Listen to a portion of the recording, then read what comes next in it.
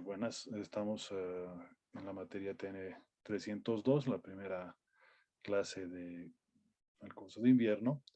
Y aquí vamos a hablar acerca de lo que es una definición de un sistema.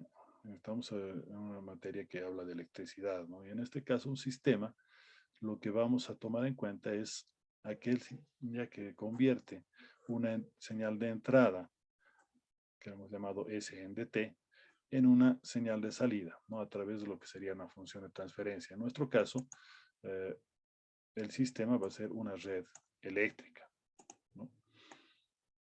Y nuestro modelito va a ser que la señal de salida, en alguna manera, cambia a través de esa función de transferencia, o sea, las características que tenga nuestra red respecto a lo que sería nuestra señal de entrada, ¿no? Entonces, F va a ser la función de transferencia, Sn será la señal de entrada y Sal sería la señal de salida, ¿no? Estas señales, para nuestro caso específico en la materia, van a ser parámetros eléctricos, ¿no? Esencialmente voltaje, corriente, resistencia o alguno de sus derivados, ¿no? Estaríamos hablando de impedancias, admitancias, incluso tomaríamos lo que es inductancias, capacitancias, etcétera, que podrían ser ya sea parte de nuestra red eléctrica o en algún caso una señal de entrada o salida. En todo caso, esta señal de salida puede estar en función de una señal de entrada que no sea necesariamente un parámetro eléctrico, ¿no? Por ejemplo, podríamos hablar de cambios respecto a la luz, o podríamos tener cambios respecto a la temperatura, a la humedad, a la presión, a la fuerza, etcétera, ¿no? Que más allá se pueden ver que estos son los sensores y actuadores, ¿no? Ahora, de acuerdo a la característica que nosotros tenemos en esta red eléctrica, vamos a definir a nuestro sistema, ¿no? Ahora, lo que va a hacer es simplemente hacer un cambio en la señal de entrada y una salida distinta en la mayoría de los casos, ¿no? Pongo en la mayoría de los casos porque estaríamos tomando en cuenta que la señal de salida puede ser igual a la señal de entrada, ¿no? Esto específicamente en una red eléctrica va a ser dada a través de un conductor ideal, ¿no? Un cable, en otras palabras. Ahora, en la materia específicamente estamos analizando dos tipos de dominio para esto, ¿no? El dominio del tiempo y el dominio de la frecuencia, ¿no? Cómo se relacionan el tiempo y la frecuencia a través de lo que es una transformación, ¿no?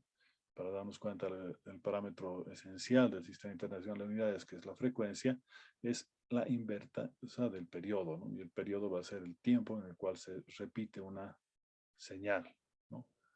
Ahora, se utiliza una transformación, decía, y estas transformaciones generalmente son transformaciones a través de transformadas integrales matemáticas, ¿no? Por ejemplo, Fourier y Laplace, ¿no?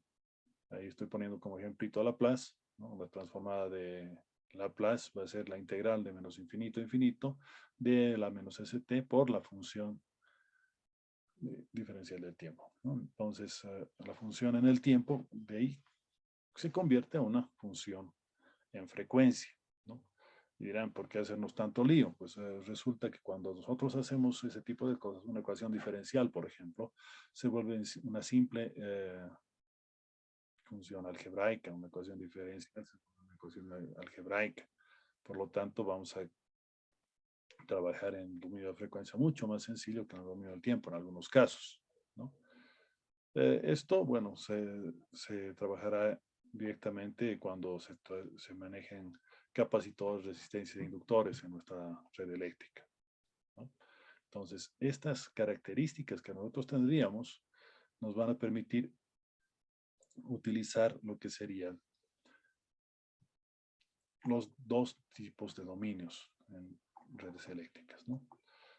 Cuando hablamos de señales eléctricas, estaríamos tomando en cuenta a uno de estos parámetros que va a mantenerse constante o vamos a mantener un cambio, ya sea en la frecuencia o en el tiempo, Generalmente cuando tomamos en cuenta el tiempo, en voltajes y corrientes, por ejemplo, podemos tener que este voltaje o corriente va a variar respecto a la variable tiempo, ¿no? Es decir, cambiamos el tiempo y va a ir modificándose el valor de este voltaje, ¿no? O puede mantenerse constante también, ¿no? Entonces, esa relación de que se mantiene constante o cambia es la función que nosotros decíamos previamente, ¿no? Entonces, ahí estaríamos hablando de una señal eléctrica, ¿no? En la clase de hoy estamos viendo algunos tipos de señales eléctricas, ¿no? Por ejemplo, el eh, valor que tendríamos de la corriente de alimentación doméstica, lo que tendríamos a la salida de un cargador de celular o de computadora, ¿no? Y habíamos visto también lo que es entonces dos grandes grupos, ¿no? Señales constante o continuas y señales variables o alternas, ¿no? ¿Cuál es la diferencia? Nosotros en la señal de corriente directa o señal DC, vamos a tener voltaje o corriente que se mantiene a un mismo nivel, ¿no? Por ejemplo, decíamos, ¿no? 5 voltios, 12 voltios. Una pila AAA tiene 1,5 voltios idealmente, ¿no? Entonces, una pilita de reloj tiene 3 voltios. Esa característica de mantenerse constante es típica de las señales DC. En el caso de la señal AC, pues tendríamos que va, como su nombre lo indica, A viene de alternativa en inglés, o alterna en español, alternative current en el caso de inglés, y lo que va a hacer es cambiar de positivo a negativo y viceversa, ¿no? De negativo cambia otra vez a positivo.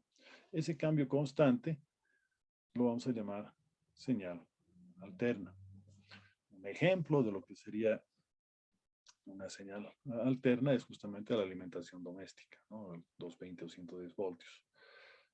Y un ejemplo, una señal alterna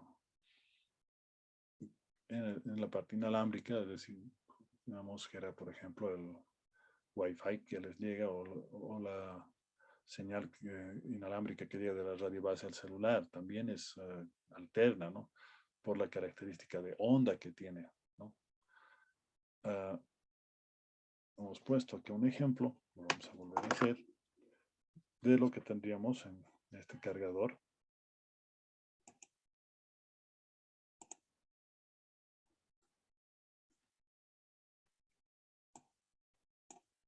Y en este caso, por ejemplo, estaríamos viendo en el cargador los dos tipos de corriente y el concepto de sistema, ¿no?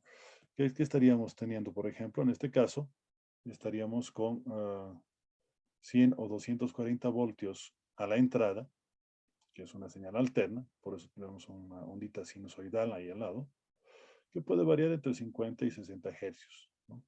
Y que entrega hasta 3.2 o solicita, entre comillas, 3.2 amperios. Y en nuestro caso, estamos convirtiendo a 19.5 voltios. Como pueden ver, esa rayita con puntitos nos indica que es una señal continua a la salida, ¿no? Y que puede llegar hasta 11,8 amperios, ¿no? Incluso nos indica las características que tendría en el conector mismo como tal. Entonces, ahí estaríamos mostrando efectivamente lo que sería la señal directa, la señal continua, y lo que sería la señal alterna o una señal alternativa que va cambiando de positivo a negativo. Entonces, en la siguiente clase vamos a ver cómo se manejan estos dos parámetros.